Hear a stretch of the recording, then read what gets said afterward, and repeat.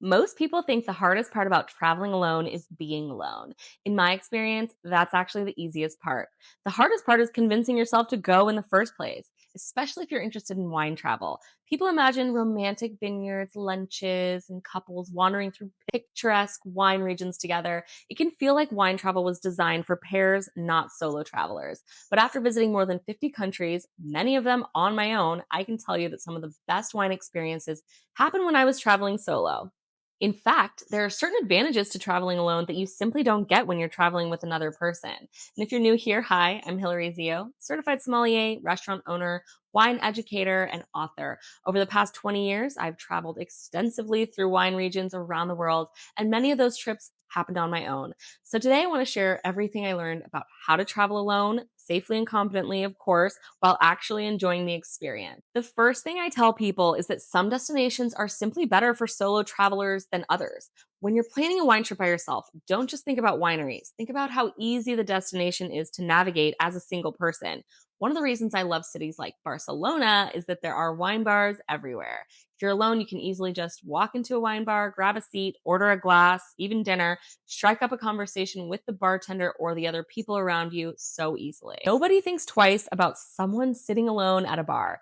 Compare that to a city like Bologna, where I found many restaurants were designed around tables rather than bar seating.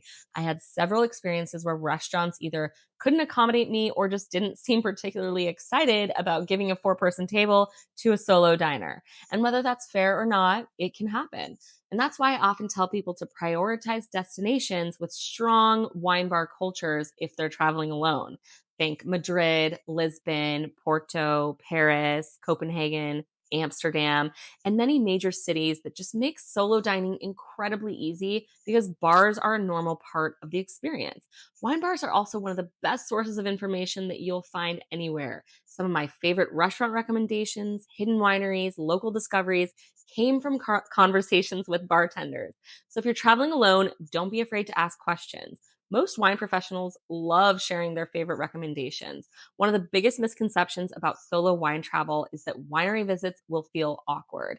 In reality, wineries are often one of the easiest places to meet people. Many wineries are going to run group tours, and if you're traveling alone, they'll often add you to an existing group. I've done this countless times. You'll arrive knowing nobody, and within 5 minutes, you're tasting wine with visitors from Austria or Canada or Germany. And by the end of the tasting, you've spent an hour talking wine with people who also love wine, and you never would have met them otherwise. Some of my most memorable travel conversations happened at a winery tasting counter. Wine naturally gives people something to talk about. Even if you're shy, it's so easy to ask somebody, what do you think of this wine? Or where are they from? Or which wineries have they enjoyed so far? The same thing applies to boat tours. Whenever I travel alone, often look for activities that naturally bring people together. Boat tours are one of my favorites because you're sharing an experience with a group of people who are generally in a good mood and open to conversation because they already expect other people to be there. So, whether it's a river cruise through Porto, a boat excursion along the coast of Sicily, you'll find yourself meeting people so organically. The activity gives everyone a reason to be there, which removes most of the awkwardness. Food tours are another secret weapon for solo travelers. If you've never taken one, I highly recommend it. Check out Airbnb experiences, not sponsored. You're walking around a city, eating, drinking, learning, and interacting with a guide and a small group of travelers. So Airbnb is often smaller and more personal than your traditional tours, which makes them ideal for solo travelers. The beauty of food tours is that nobody cares whether you arrived alone or not. Everyone's there to learn and eat. And by the end of the tour, you've usually had conversations with several people and discovered restaurants, bars, and neighborhoods you might have never found on your own. Cooking classes work exactly the same way. You're not sitting alone wondering what to do or say. You have this shared activity. There's a goal, a built in conversation topics, right? Some of the best travel experiences I've ever had involved learning how to make local dishes with complete strangers. When it comes to wine regions specifically, I strongly encourage people to think about walkability. One of the biggest challenges in wine travel is transportation. If you're alone and you're planning to taste wine all day, driving can become complicated very quickly, and private drivers are usually super expensive. That's one reason I love destinations where you can walk or get quick Ubers between wineries. So, urban wine regions or towns with A lot of concentrated tasting rooms can be fantastic for solo travelers. You can move at your own pace, stop whenever something catches your attention, and never worry about finding a designated driver.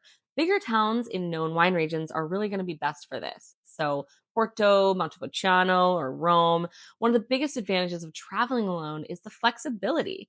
If you're with a group, every decision becomes like a negotiation, right? Where should we eat? Which winery should we visit? What time should we leave?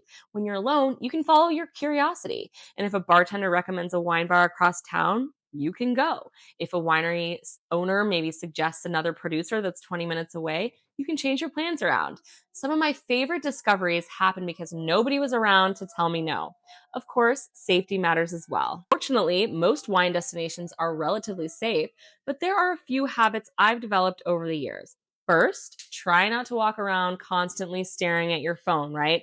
Looking lost is one of the fastest ways to make yourself a target anywhere in the world. And before leaving a location, I'll usually check directions and then put my phone away. Second, I avoid carrying large purses whenever possible. Cross-body bags are generally better, and in many destinations, I prefer a small bag that's like worn really close to my body. The easier something is to grab, then the easier it is going to be to steal it. Third, be mindful when you've been tasting wine all day. This is going to sound so obvious, but alcohol can affect your decision making. Know your limits, just stay aware of your surroundings, and don't let your guard down simply because you're on vacation. I also recommend sharing your itinerary with somebody back home.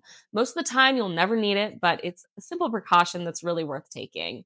One concern I hear all the time is, well, won't it feel awkward eating alone? And honestly, not nearly as much as you think. The first solo dinner can feel intimidating, the second's easier. And by the third or fourth, you'll realize nobody cares. In fact, I often enjoy solo dining more than dining with other people because I can focus on the food, the wine, the atmosphere, and really my own thoughts. I think a lot of other moms to young ones can probably agree. Some of my most memorable meals happened when I was sitting alone with a great glass of wine and just nowhere I needed to be. The truth is that wine travel alone isn't really about being alone. It's about creating opportunities for connection. And when you do want solitude, that is going to be available too. That's the beauty of traveling by yourself. You really just get to choose. So if you've been putting off a wine trip because you don't have someone to go with, I hope you'll reconsider that. Some of the best wineries, meals, friendships, and discoveries of my life happened because I stopped waiting for company and I booked the trip anyways. And if you like to taste some of the small European producers that I've discovered during my travels, check out my wine club. So every quarter, members receive 6 hand-selected European wines shipped directly to their door for under $200. Leave a link here, and thanks so much for watching. I'll see you in the next video.